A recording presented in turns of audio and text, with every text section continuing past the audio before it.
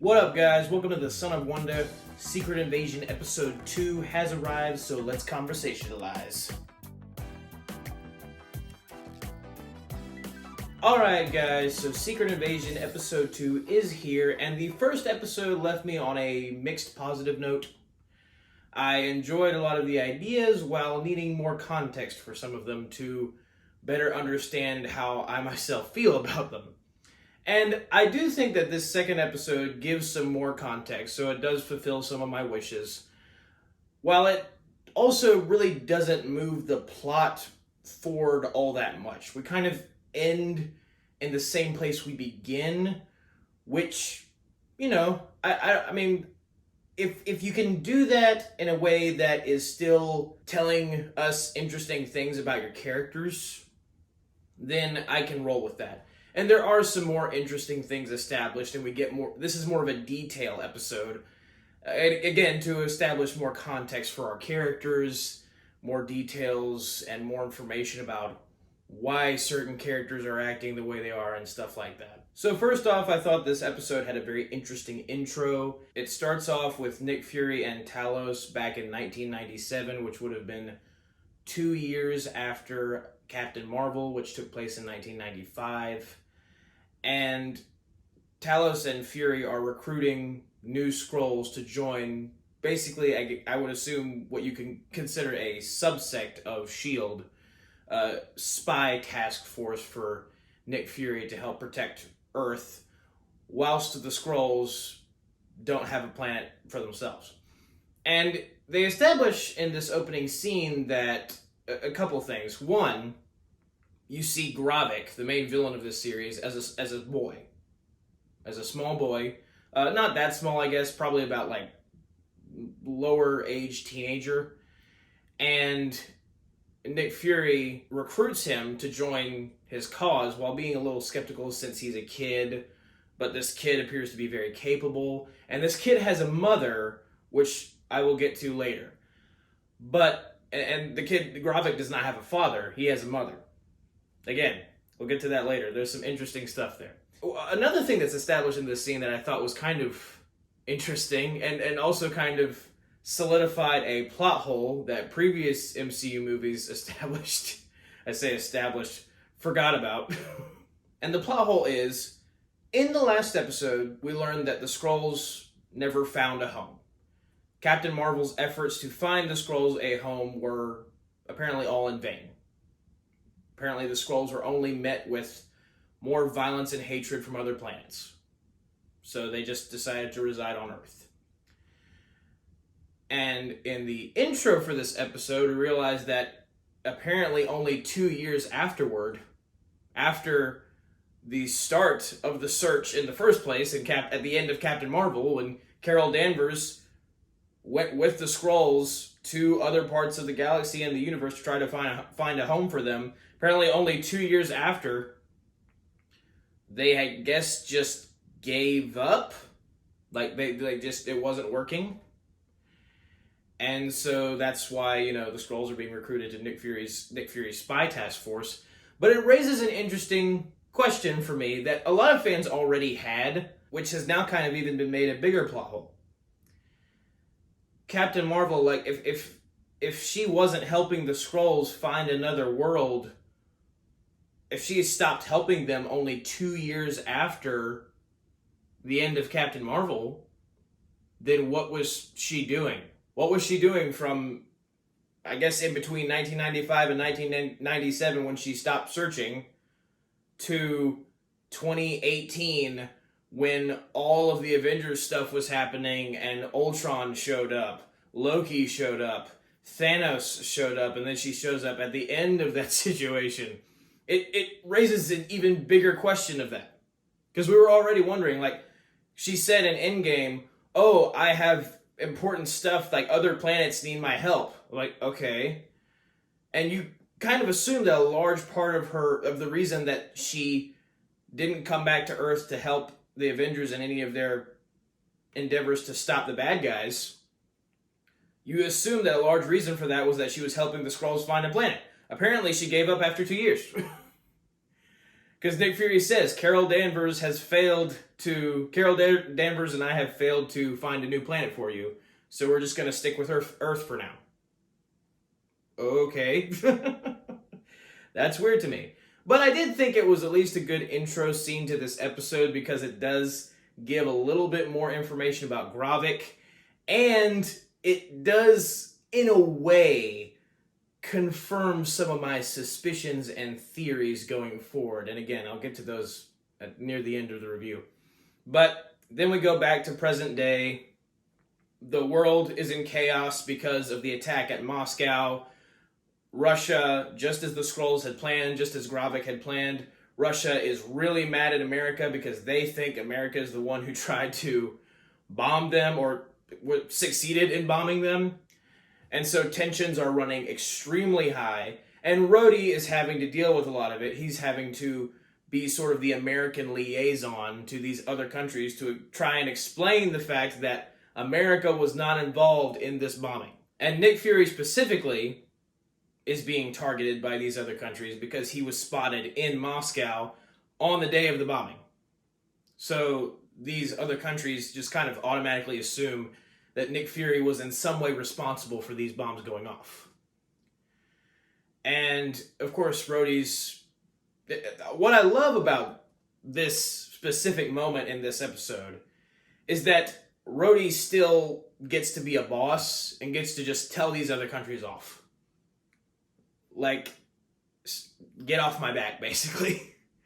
It's like, you don't have any power over me. I'll decide whether or not Nick Fury was in Moscow or wasn't in Moscow, and you can't make me decide anything, and you can't make me arrest him. I'm responsible for making the decisions on behalf of America in this situation. And I liked that attitude that Rhodey had. And it reminds me of Marvel in its good years.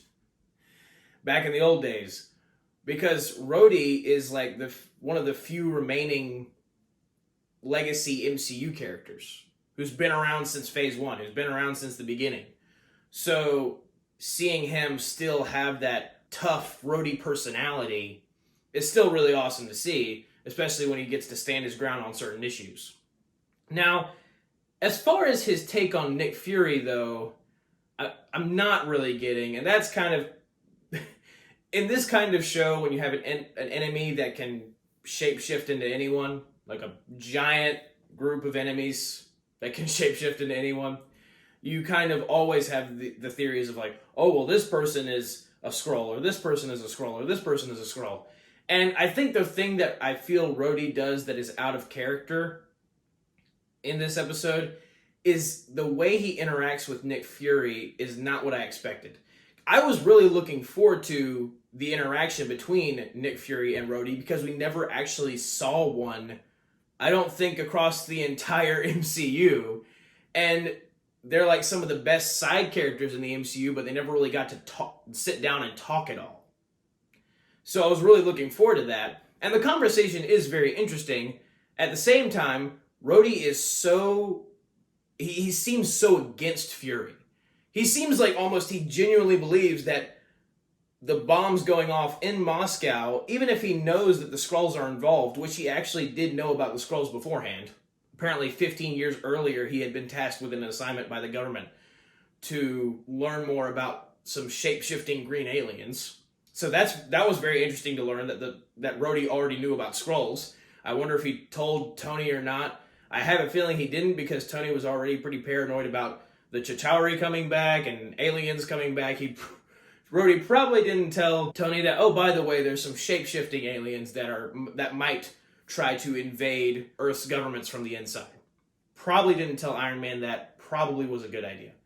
But the way he treats Fury is just like, no, Fury, listen, this is all your fault. You practically caused all of this. There are 2,000 dead civilians because of you. You're fired. Just get out. Leave. And apparently it was all on Rhodey's accord. So that's kind of the thing that makes me think, okay, Rhodey's probably a Skrull. It's probably going to be a reveal at the end of this series, is that he's fired Nick Fury to try and at least somewhat prevent Fury from being a hindrance to the Skrulls' plans any longer. And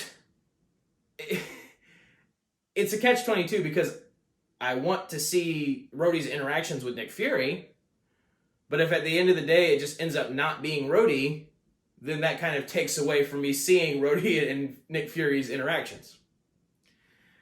So I would think that would be a good twist. That would make sense in light of certain things. And so I'm kind of half and half. Like, do I want that twist to happen? Do I not want it to happen just so I can see the real Rhodey have real arguments with real Nick Fury? I don't know. I'm kind of half and half. Also, Talos and Nick Fury have a very well acted scene in a train car, conversation between the two of them. And it's at the beginning of this episode. It's the first time you see Fury since Talos got him out of Moscow after the bomb's explosion and Maria Hill's death. And that brings me to, I feel like my next criticism basically is the more I have sat on Maria Hill's death since watching the last episode last week, the more I've thought about it, the more I've been a little iffy on it. And I think the reason is because I enjoyed the fact that they were willing to kill off a main character at the end of the last episode because it established that the show has stakes, that people can die, people you care about can get killed in this show. That was great. But it kind of blinded me from seeing, like, okay, how they killed her off. Was that fitting for her character? Is it adding any really, like, great thing for the story, like great hook, emotional hook concerning Nick Fury? And to be quite honest, I feel like Nick Fury's definitely distraught in this episode. But he's distraught. He was distraught already in the first episode, so it's not as potent in this one. It's just like, okay, well, Nick Fury's already kind of been depressed about stuff. And when you consider how long Maria Hill has been with us as a character since the first Avengers, it's kind of hard to imagine Nick Fury not having a stronger reaction to her death. He's been working with her forever. In the Hydra situation, she was one of the S.H.I.E.L.D. agents that stuck with him. That wasn't a Hydra agent. They have been through a ton of junk together. And just, she's helped. She was Tony Stark's secretary at a certain point in Age of Ultron. I mean, she's been around. She's helped the Avengers. She's a major player in the MCU. And the way she's killed off in the last episode just kind of feels like she's killed off for the purpose of showing, oh, we have stakes. This is a heavy show. And for the purpose, at least it seems, to motivate Nick Fury and make you feel for him more. It's like, oh my gosh, Nick Fury just lost his best friend. And they touch on that in this episode, but not in the way you really would expect. Like, he's sad, but not a whole lot sadder than he already was. And I just don't feel like they did a good job of conveying the actual gravitas of losing Maria Hill, and just the way she died, upon thinking about it more, feels like they could have done something better. Like, she could have sacrificed herself. She could have died in a way that was a lot more epic or cool or satisfying to see her character go out that way after all she's been through in the MCU than just simply getting shot by a shape-shifting Skrull. That she knew there were shapeshifters in the crowded area of people. She knew there were shapeshifters, so you'd figure she would be more aware that, you know, if Fury's calling her, it might not be Fury. And I realize that I am talking about something that was at the end of the last episode and not really specifically this one, but I feel like I should mention that upon rethinking it.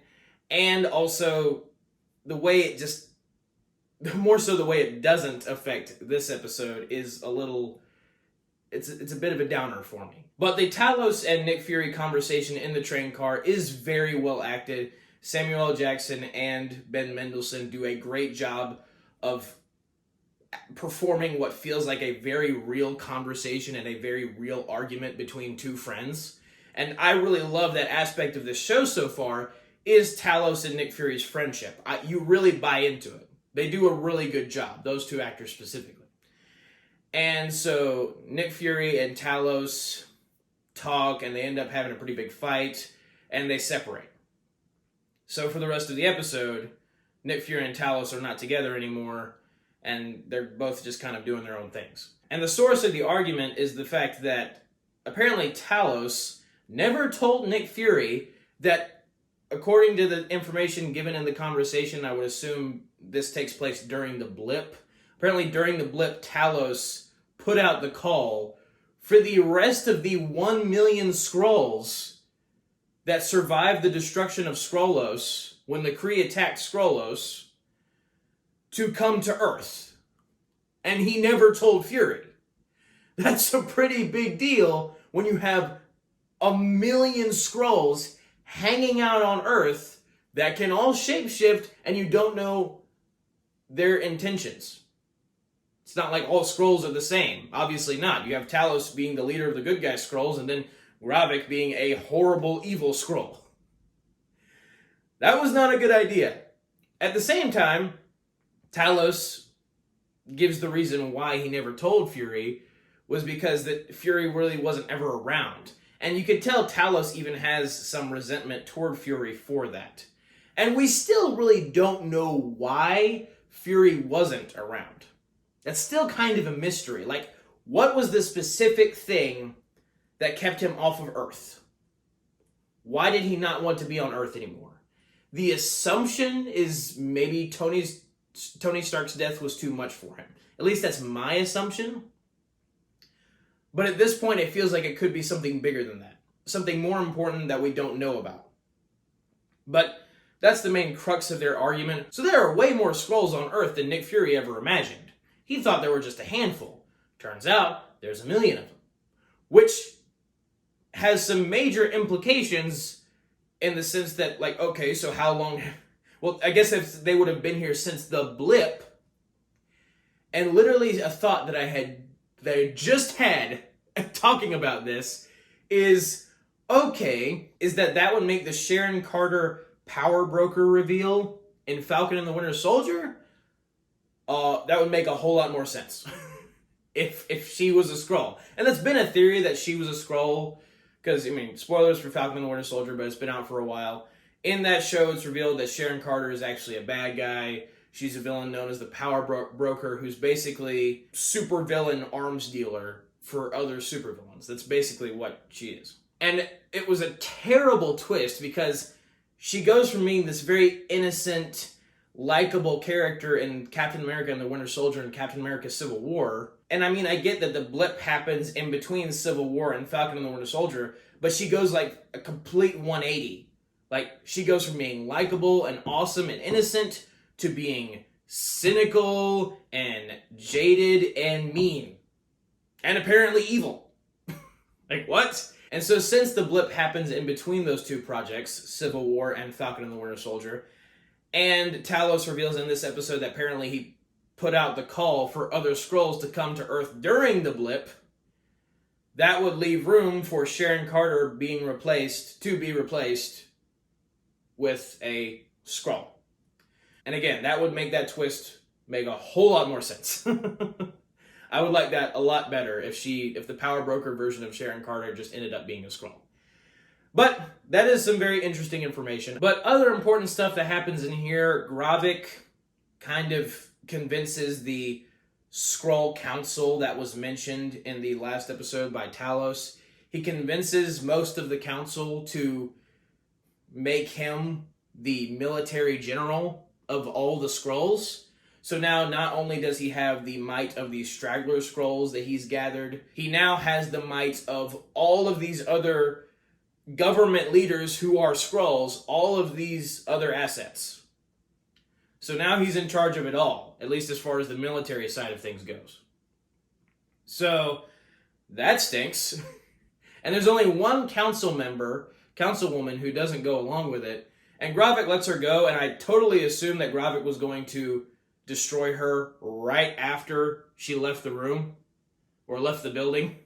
He says, I'm not going to harm you, and I'm like, that's a lie from the pit. You're totally going to harm her. And I still believe that. It doesn't happen in this episode, but I still believe that she probably will die at Gravik's hand, and he will have lied. Obviously, he's the bad guy. But she calls Talos, lets him know what happened. Talos wants to orchestrate a meeting with Gravik to talk about Gaia, Talos' daughter. And you don't see this meeting take place in the episode, you assume it happens in the next episode. So that interesting setup, I'm cool with it. And meanwhile, speaking of Gaia, I'm not really sure, if she was in on the fact that Gravik was already ready to blow up Moscow in the last episode. Was she with Talos in Fury? Was she not with Talos in Fury? I've not really understood that quite yet.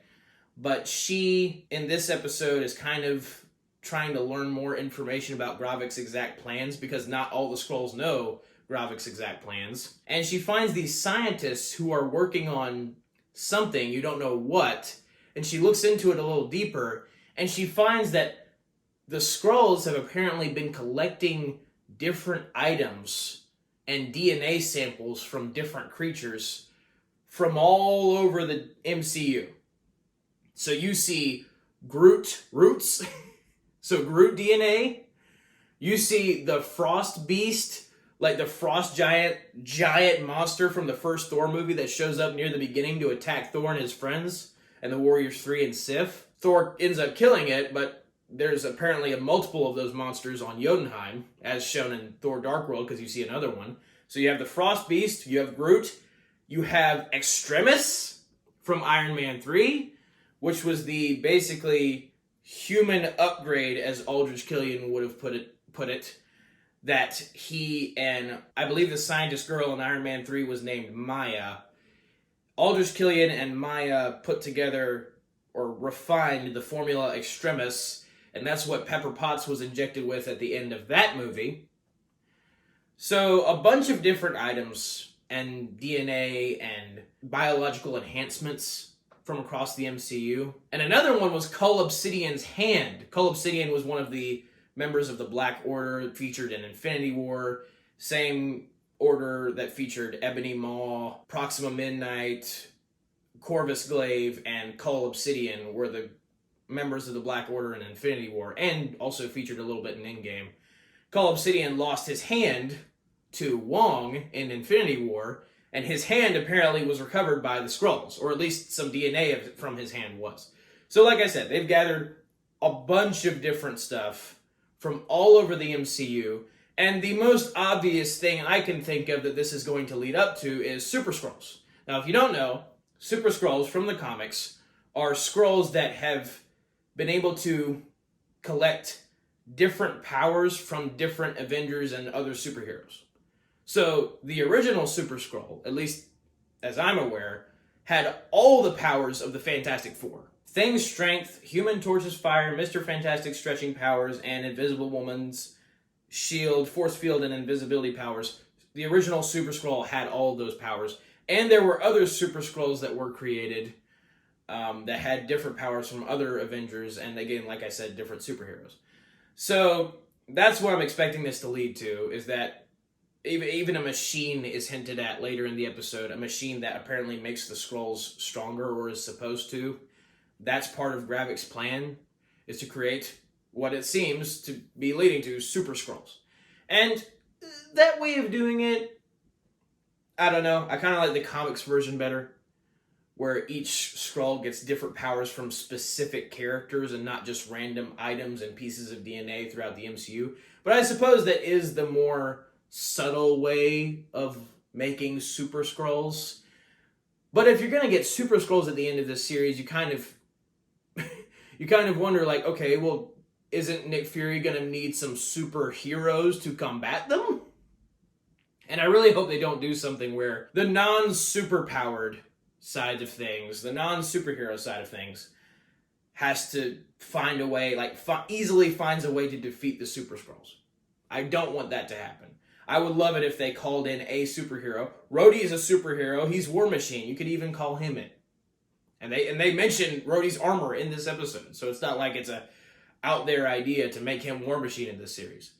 So I would rather them do that than make it to where Nick Fury, if he can find some clever way to outsmart them and thus beating him, that's fine. But if he just kind of beats them because, just like relatively easily, not going to be a fan of that, because the Super Skrulls are a threat in the comics for sure. They're like probably the worst part of the Secret Invasion storyline is because many of the Super Skrulls shapeshifted into other superheroes, not just government officials.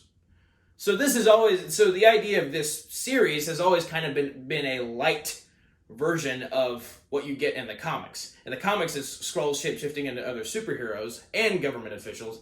In this, it's basically just government officials and secret agents and stuff like that. Still interesting, but maybe not as exciting as the superhero stuff. Anyway, final sort of hook thing here, thing to get you tuning in to the next episode, the very last thing, something I talked about earlier, is Nick Fury ends up going to this random house that has a Skrull woman inside of it, and she appears to be cooking. The Skrull takes the form of a human, and she sees Fury, and she's like, "Didn't you forget something?" And then he goes to this table, grabs a ring, puts it on his finger, and then kisses her. Or she kisses him. They kiss. And this is very clearly Nick Fury's wife.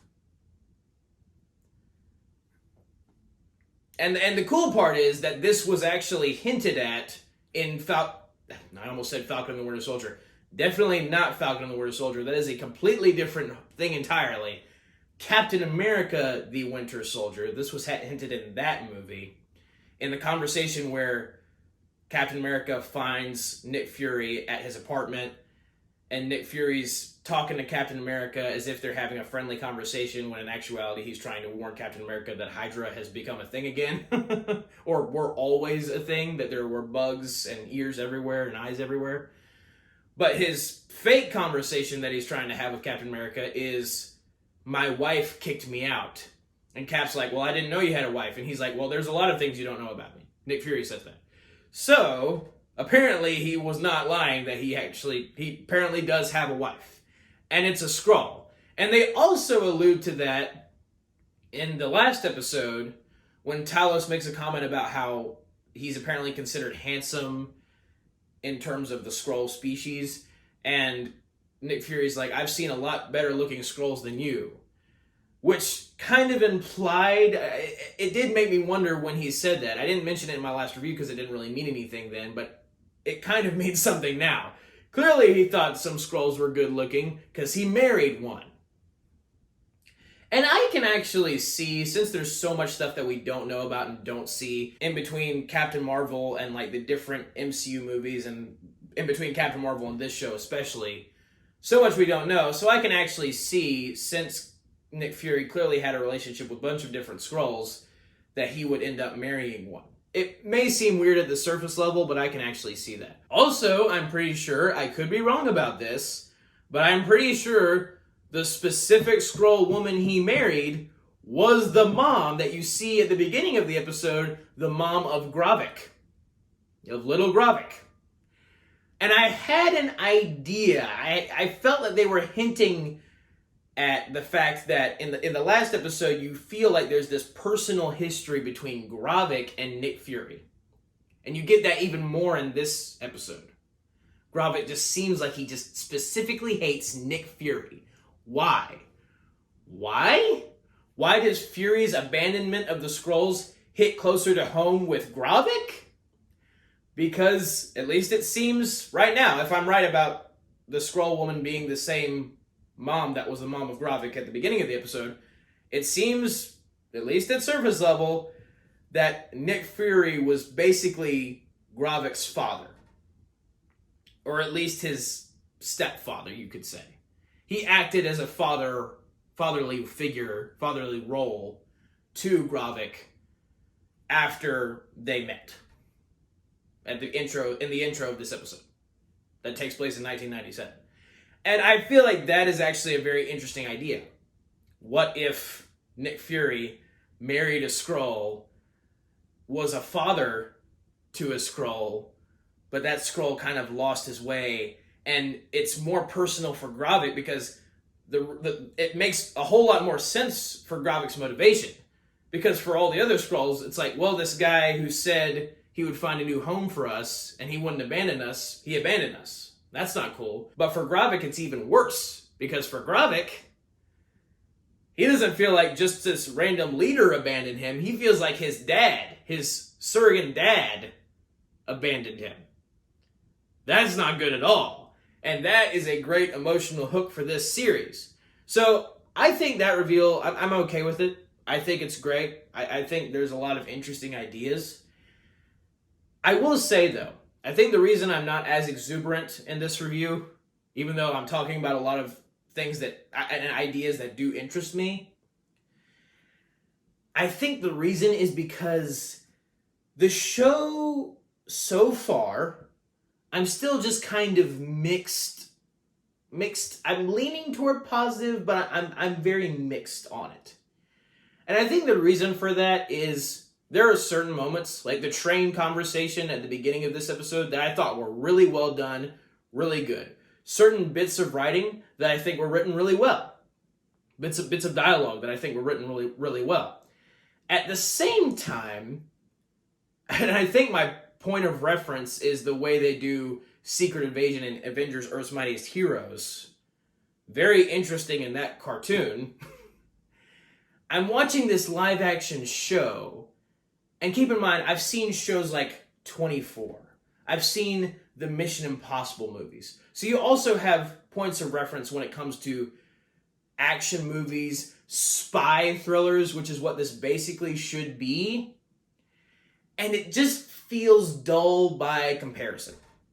If this was the only thing out there, if this was the only kind of show or project in general that explored double agents and not being able to trust the people around you, the people that you've been friends with for a long time, if this was the only show out there that was doing that, I probably would like it better.